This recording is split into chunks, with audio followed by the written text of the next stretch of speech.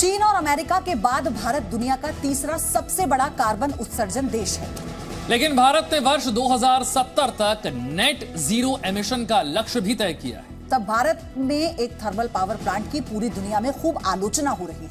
पूछा जा रहा है कि क्या किसी बिजनेस ग्रुप के फायदे के लिए कोयले से बिजली बनाने वाला एक नया प्लांट लगाना क्या जरूरी है? और उससे भी जरूरी बात यह है कि क्या ये उचित है कि वो भी तब जब भारत की जमीन पर बने थर्मल प्लांट से बनी बिजली दूसरे देश यानी बांग्लादेश को बेची जानी हो।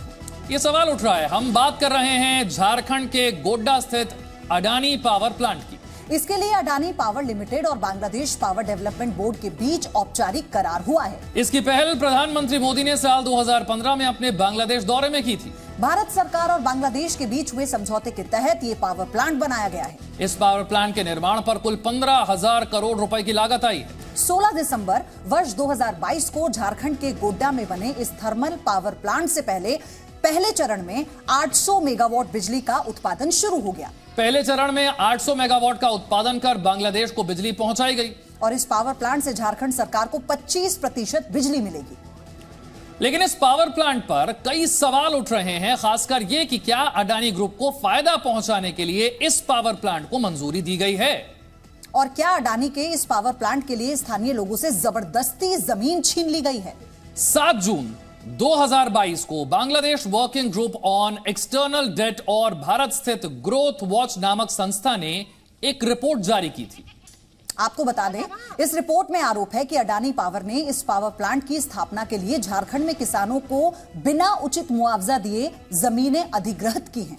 रिपोर्ट में यह भी कहा गया कि इस पावर प्लांट से खतरनाक वायु प्रदूषकों और कार्बन डाइऑक्साइड के उत्सर्जन की पर्यावरणीय और सामाजिक लागत प्रति वर्ष 5,569 करोड़ रुपए होगी। और इसी के साथ बांग्लादेश बॉर्डर पर झारखंड के गोड्डा में स्थापित अडानी थर्मल पावर प्लांट ऐसे तमाम आरोपों के घेरे में है। लेकिन इन आरोपों में कितना दम है, ये जानने के लिए जी न्यूज की टीम गोड्डा पहुंची और जमीनी हकीकत को रिपोर्ट किया है।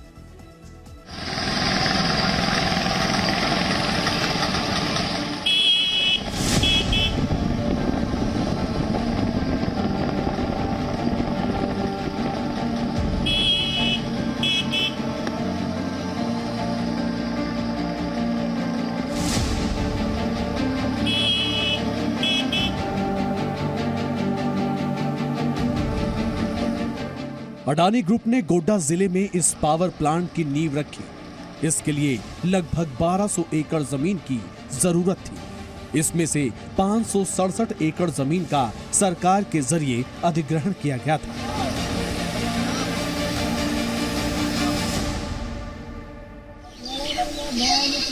इलाके के किसानों को अपनी जमीन जाने से ज्यादा इस बात का दर्द है कि अडानी पावर प्लांट ने उन्हें रोजगार देने का वादा किया था, लेकिन आज तक उन्हें रोजगार नहीं मिला। उसमें बोला गया था कि जो लोकल को जो है ना नौकरी देंगे, आपको जो मुआवजा मिलेगा वो तो मिलबे करेगा, लेकिन कोई किसी को नौकरी आज तक नहीं मिला है। हम लोग ऐसे दर दर भटक रहे हैं। हम लोगों को पूरा जमीन चला गया है, कहीं के हम लोग जो नहीं रहे हैं। आप लोग वहाँ रोजगार मांगने के लिए, नौकरी मांगने के लिए गए थे? गए थे सर जी। तो क्या बोला? बोला कि नहीं, लोकल आदमी को नहीं रखेंगे। तो आपने पूछा नहीं कि आपने हमको वादा किया फिर भी क्यों नहीं रख रहे आप? तो बोला कि लोकल आदमी जहाँ पर नहीं रखेंगे नौकरी, तो हम लोग छोड़ करके दूसरा काम करने लगे। गरीब आदमी है तो कैसे हम लोग जो है ना हर घड़ी दौड़ते रहेंगे सर जी। जब एक बार बोला तो 2 बार गए, 3 बार गए, उसके बाद कुछ नहीं बोला सर जी। प्लांट खुलने के बाद काम देंगे, ये बात बोला है। और जब प्लांट खुला, जब गए आप, तो फिर क्या बोला? बोला कि नहीं, अब नहीं काम खुलने का, लोकल आदमी को नहीं देंगे, ये बात बोला है। अच्छा, आपको क्या बोला? आप भी गए थे? हाँ सर, हम भी गए थे। लोकल आदमी को बोला कि भर्ती नहीं लेंगे। 2 किलोमीटर मेरा घर है, लेकिन लोकल आदमी को नहीं लेंगे। गांव के छोटे लैया पैरों से चल नहीं सकते। प्लांट तक जाने वाली रेलवे लाइन में जमीन चली गई। उन्हें अपनी जमीन के बदले 51,000 की प्रोत्साहन राशि मिली, जबकि उन्हें 5 लाख से ज्यादा की रकम मुआवजे के तौर पर मिलनी चाहिए थी। अपनी जमीन देकर लैया को मिली है तो ये नम आंखें और दर दर की ठोकरें। कहाँ पर थी आपकी जमीन? क्या हुआ आपके साथ? प्लॉट प्लॉट में 5 कट्ठा जमीन और हम लोग गोड़ हाथ से नहीं चलेंगे बाबू।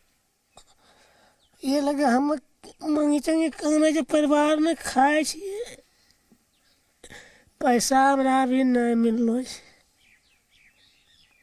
कुछ पैसा नहीं मिला आपको या थोड़ा पैसा मिला?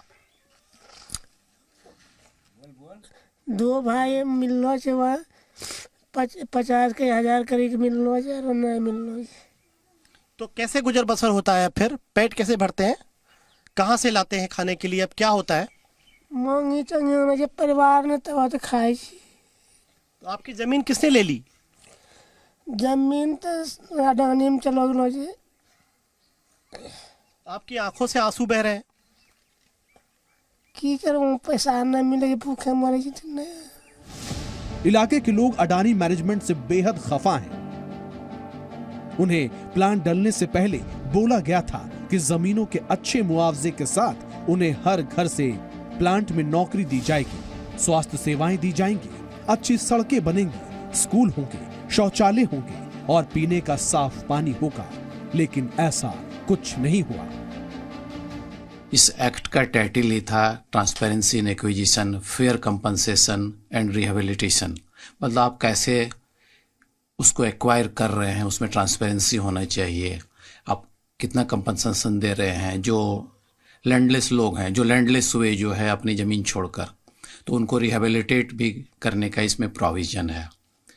इस एक्ट में एक सेक्शन 26 है। सेक्शन 26 के मुताबिक किसी भी प्रकार का नेचर का लैंड हो, whether it is non saleable और सेलेबल, तो इस एक्ट में क्रिस्टल क्लियर है कि आपको लैंड का कंपनसेशन मार्केट प्राइस के आधार पर तय करना है, न कि लैंड के उपज के मुताबिक। यहाँ पर हर एक मामले में जहाँ पर गोड्डा डिस्ट्रिक्ट में लैंड एक्वायर किया गया, चाहे रेलवे का मामला हो, चाहे अडानी का मामला हो, इसमें फेयर कंपनसेशन किसी भी रैयतों को नहीं मिला है।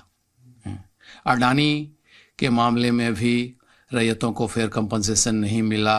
और एक कहा जाए, अगर हम इसको बोलें तो फोर्स करके लैंड एक्वायर किया गया है रैयतों का। पावर प्लांट के आसपास बसे गांव में रहने वाले लोगों का जीना बेहाल हो गया है। प्लांट में जब बिजली का उत्पादन होता है तब इतनी तेज आवाजें होती हैं कि सुनकर किसी के भी कान फट जाए। धुएं का गुबार इस तरह उठता है कि कुछ दिखाई नहीं देता।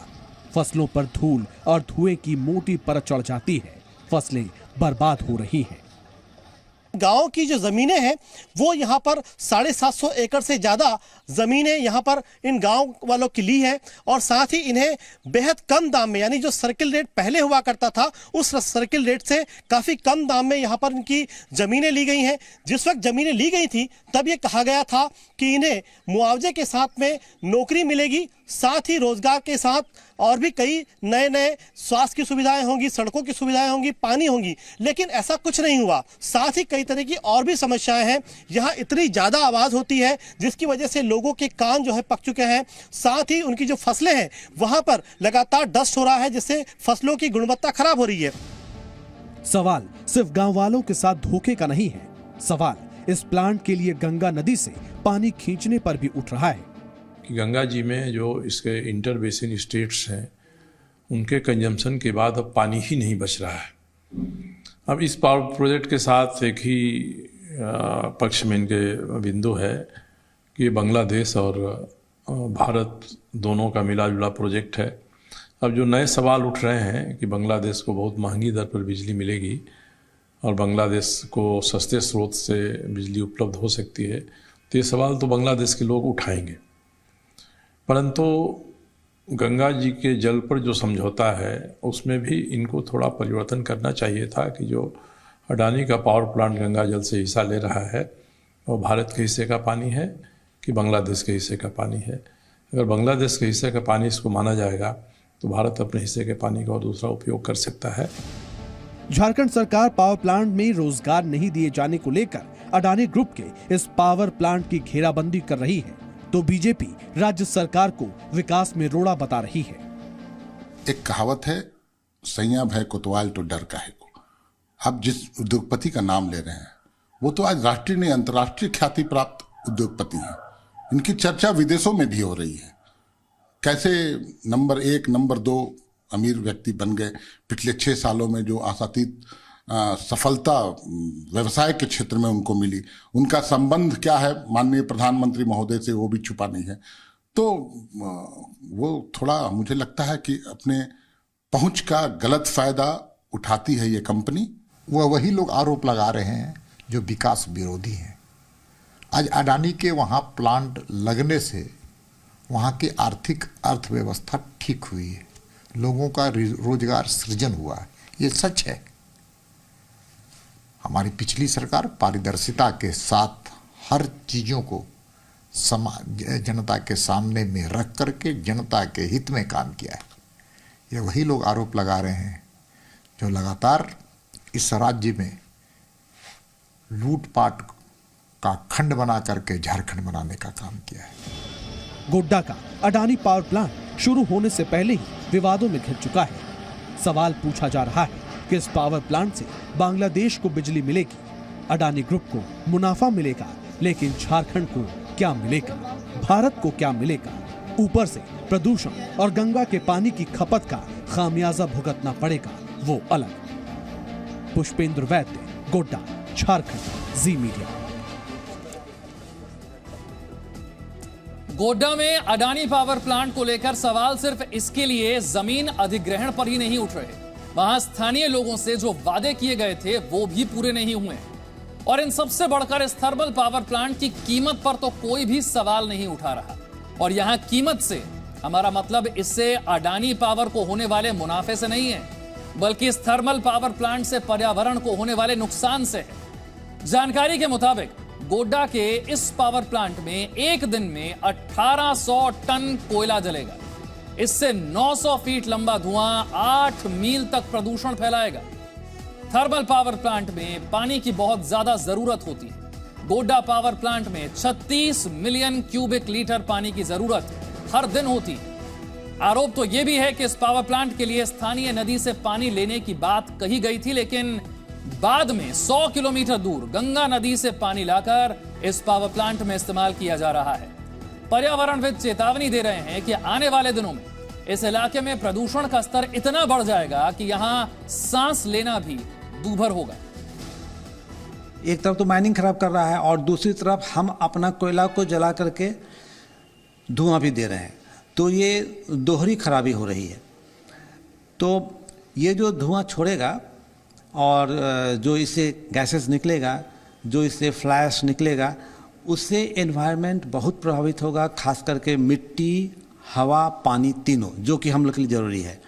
पशु पक्षी, प्लांट्स और आदमी तो किसी भी तरह नाक दाब के काम भी चला लेता है, घर बंद कर लेता है, लेकिन पशु पक्षी की हालत समझिए, वाटर बॉडी की हालत समझिए, पक्षियों की हालत समझिए, पूरा का पूरा इकोसिस्टम खराब होता है इससे। मिट्टी की जब आप बिगड़ेगी तो सारा का सारा जो उपज होता है मिट्टी से ही होता है, मिट्टी की सूरत बिगड़ेगी।